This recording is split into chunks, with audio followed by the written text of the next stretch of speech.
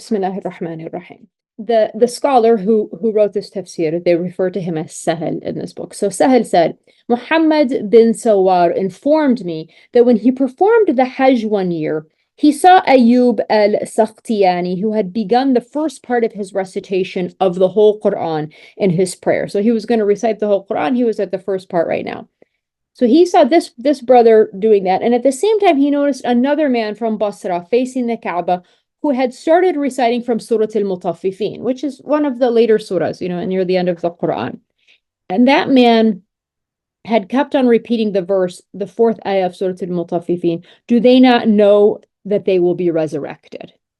So you've probably all have heard stories of like the Sahaba and other Salihin that came later, that sometimes they would be reciting in the Quran in their salah, and they would get so struck by one verse that they would just keep repeating that verse, sometimes for hours. So this was the verse that he just kind of like got really hung up on. It was, do they not know that they will be resurrected? So then Sahel continues, Ayub al-Sakhtiyani, that was the first man, had reached 2/3 of the way through the Quran. So in his salah, he was reciting the entire Quran, and he's already 2/3 of the way through, when this other man was still repeating that same verse. Imagine how many hours he's been repeating it.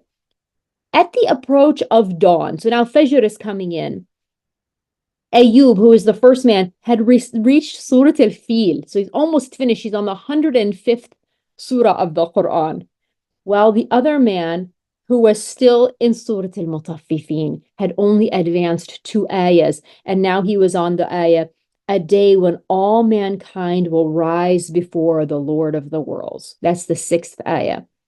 Then that same man fell unconscious, and on approaching him, we found him dead. Indeed, people have differed in the way they seek the understanding of the Quran. One group tries to understand the Quran through repetitive study so that they can derive an understanding of the outward meaning of its ordinances, like of the rulings. Among these, some attain a little understanding and some attain abundant understanding.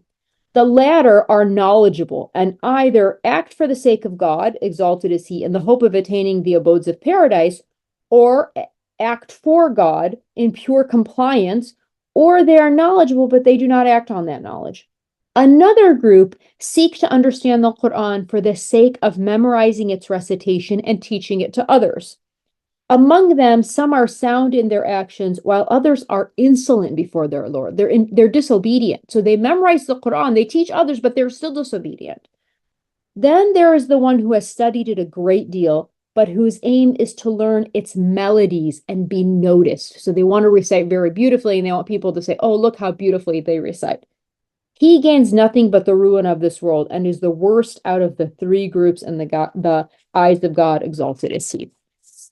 So, the thing I took away from it, I'm sure each of you will take something else or your own thing away from this story, but what I took away from it is just that the Quran is this living, active creation of Allah subhanahu wa ta'ala, and it will impact us in different ways and different phases of our life and different times. And it behooves us to allow ourselves to deeply connect with the Quran, to let the verses fall upon us and impact us significantly, and to always make sure that our intentions are pure and we're gaining from what we're doing.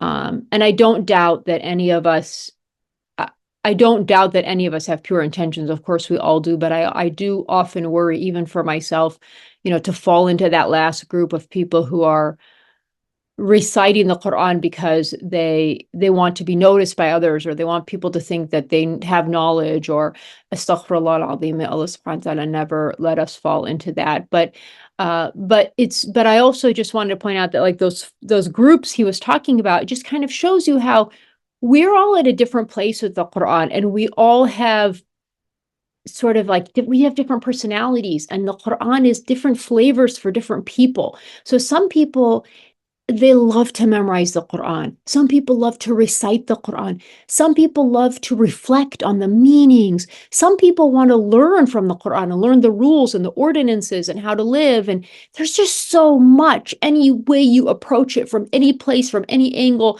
from any, there will be something that you can benefit. So I say that for two reasons. One, of course, to encourage us to never leave the Quran on the shelf and to always be interacting with it in some capacity or another. Even when you can't pray and you're not reciting maybe from the Arabic portion as worship, you can read from a translation or a tafsir. There's always a way to interact with the Quran. You can always listen to the Quran. You can even listen to translation of the Quran, as like an audiobook. Just to encourage us. So that's the one thing. The second element why I wanted to bring this up is because I just also want to encourage those who may be getting discouraged if they feel that they're not progressing in their knowledge of the Quran, or their reading isn't getting better, or they struggle with the Arabic, or whatever it may be, to know that the Quran is for everyone. There is something for you in the Quran. Even when you're reading from a translation, there's meanings there. And Allah subhanahu wa ta'ala gives people often deep connections to the Quran and knowledge from it and deep meanings from it that He gives you. He just gives that to you as a gift. It's not because you read from this translation or that translation. It's not because you know Arabic or you don't know Arabic. It's not that. It's just something Allah gives you to those whom He chooses. So spend time with the Quran. And I say that to myself first. Oftentimes I find myself listening to like podcasts and stuff, which is really interesting. And I learn a lot from that. But then other times I think, I could listen to the Quran, and I heard somebody say recently, an extended, like a distant family member some people were talking about their New Year's resolutions at a dinner that I was at. And somebody was saying like they want to memorize more Quran. And they said, you could memorize Quran much more easily if you just listen to it instead of listening to music. It would stick in your head more easily. And it just got me thinking. I'm not somebody who listens to music recreationally, but it got me thinking that I could be listening to the Quran, to fill my time instead of maybe a podcast, or maybe just sitting in silence, or whatever it may be. So just some thoughts. Sorry, it's not an organized talk, but these are things I've been reflecting on. I know that as we enter the new year, for some people, this is a time when you want to make new habits and new goals. And, even though it's an arbitrary date, it's a Gregorian calendar, and we have an Islamic calendar and all of that. But despite all of that, we are entering a new calendar year, so it is a time to reflect on habits and goals. And I just want to encourage each of us to have some type of a goal with the Quran, even if it's something small, or even if it's something big. And perhaps you can partner with somebody from this group or from outside of this group as an accountability partner, just to check in with each other and say, hey, I made a goal that I want to read a certain portion every day, or memorize one ayah a day, or whatever it may be. And you have a partner that you check in with to let them know how you did, and they let you know how they did, and you kind of hold each other accountable. Alhamdulillahi Rabbil Alameen. Allahumma salli wa sallim wa barak ala Sayyidina Muhammad. Thank you all for your time and for all that you do to participate in this Khatam. It really is, there's so much blessings in it.